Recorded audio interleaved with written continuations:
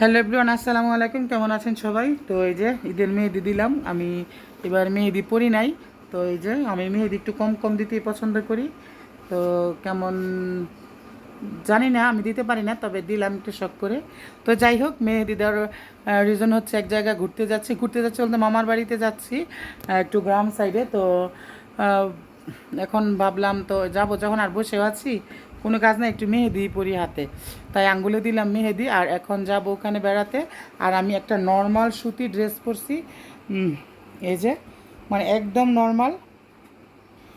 কারণ আমাদের দেশের যে ড্রেসগুলোর সাথে ওয়েদারের সাথে সমঝোতা রেখেই তো আমাদের ড্রেস পরতে হয়। তো এখন আমি রেডি হব, রেডি হয়ে তারপরে বের হওয়ার আগে দেখাচ্ছি। তো ভিডিওটা কেউ স্কিপ না করে দেখেন আর সাথে থাকেন। তো এই যে সেজে গুজে একদম রওনা দিয়ে দিছি।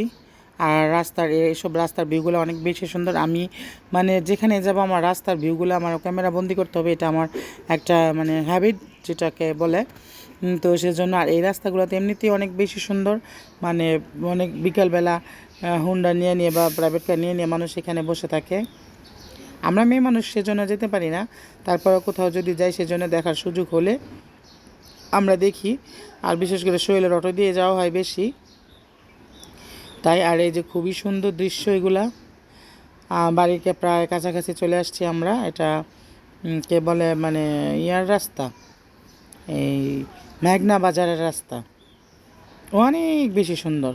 আগে যাইতাম ভাইয়ের বাইকে করে, এখন গাড়ি দিয়ে যাই। মানে দেখার মতো জায়গা, ন্যাচারাল যে দৃশ্যগুলা সব সেখানে আর কি পাওয়া যায়, দেখতে পাওয়া যায়। এই যে মহিলারা ধান নিতেছে, মানে ধান লইতেছে, পাকা ধান আসছে, আবার ক্ষেতের মধ্যে কাঁচা ধানও আছে। আর এই যে চলে আসছি আমি। এখানে অনেক মানুষ ছিল তাই ঘুমটা ঘামটাই দিতে হয়েছে, যেহেতু নয়তো আবার বলবে। তো গেলাম, যাওয়ার পরে তো মানে গ্রামের খাবার দাবার আয়োজন একটু বিশালই হয়। আর এই যে এগুলো, এটা হচ্ছে তাদের গড়, আমার মামার গ্রামের গড় দোর যেরকম হয় আর কি, এরকম সবাই বসে আড্ডা দিতেছিলাম আমরা। আর এইগুলো হচ্ছে ধান ধান বস্তা করে রেখে রাখছে। আর এখানে হচ্ছে মাইন ভাইয়ের ছেলে আর সোহেলে। তারপরে দিল খাবার, দিল বিস্কিট, তারপরে মিষ্টি। আর ওই যে সাদাগুলো যে দেখা যাচ্ছে, এটা হচ্ছে এই তাদের হাতের তৈরি সেমাই, সেওই। মানে যদি একটু মিষ্টি হইতো খাবারটা এত বেশি টেস্ট হইতো, বাট মিষ্টি না, একটু মানে চালের যে মিষ্টি সেটাই। পরে আনলো সেমাই, আমি খাই নাই, আমি কিছুই খাই নাই, শুধু একটা মিষ্টি খাইছি। আর এই যে সেমাই টেমাই যা আছে ওরা সবাই খাইছে একটু একটু করে। গরমের দিন কি খাওয়া যায়। তারপরে খাবার নিয়ে আসলো পোলাও, ডিম, সালাদ, তারপরে আনছে মিষ্টি কুমড়ার ডগা দিয়ে একটা মাছের মাথা দিয়ে ভাঙ্গে রান্না করছে, এটা আমার জন্য পছন্দ করে আমি জানি। মাছের ভুনা, তারপরে ছিল আর অনেক কিছু ছিল। পরে সবাই বলতেছে যে ভিডিও পরে করে আগে খেয়ে নাও। তো আমি একটু পোলাও নিয়েছি আর ডিম নিয়েছি, কারণ পোলাও আমি খেতে পারি না, সেটা সবাই জানে। পোলাও আমার কাছে একটা বিরক্তিকর খাবার। আবার মাঝে মাঝে অনেক মনে চায় পোলাও খাইতে। পরে নিয়ে আসলো গরুর মাংস, সেই টেস্টে ছিল। গরুর কলিজা অসম ছিল। আর ছিল এটা কবুতরের মাংস, আমার জন্য স্পেশালি রান্না করা। তারপরে দেখেন গ্রামের যে ঐতিহ্য, বাটি দিয়ে একদম বুল দিয়ে দুধ নিয়ে আসছে, সবাই গ্লাস ভরে ভরে খাবে। আর আমি জীবনে খাই না দুধ। পরে খাওয়া দাওয়া শেষ করে আমার মামাতো বোনের শ্বশুর বাড়িতে গেলাম, ওদের বাসায়।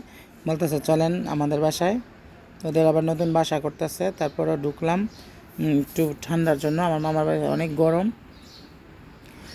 দেন খাওয়া দাওয়া শেষ করে বাসায় চলে আসতেছিলাম। কি করব, অনেক তো ছিলাম, সারাটা দিন ওখানেই পার করছি। খুব সুন্দর রাস্তা, না গেলে বোঝার উপায় নাই যে রাস্তা যে এত সুন্দর। তারপরে ধরলাম বালাপুরের বট গাছটা, যেটা মানে গা ছমছম করে, গেলেই রাস্তা দিয়ে গেলে আমার গা ছমছম করে, বিশাল একটা অবস্থা। এই যে বট গাছটা দেখা যাচ্ছে, খুবই সুন্দর, খুবই সুন্দর বট গাছটা। আমি কাছে থেকে ওইটা দেখছি, ভিডিও করছি। তো যাই হোক, ভিডিওটা কেমন লাগলো সবাই কমেন্টে জানাবেন, আর ভালো লাগলে অবশ্যই শেয়ার করে দিবেন, আর আমার পেজটাতে একটা ফলো দিবেন সবাই, আর আমার ইউটিউব চ্যানেলটাতে সাহারা রানু, এখানে একটা সাবস্ক্রাইব। আর সবাই ভালো থাকবেন। এই তো, কালকে আবার নতুন কোনো ব্লগে কথা হবে, সে পর্যন্ত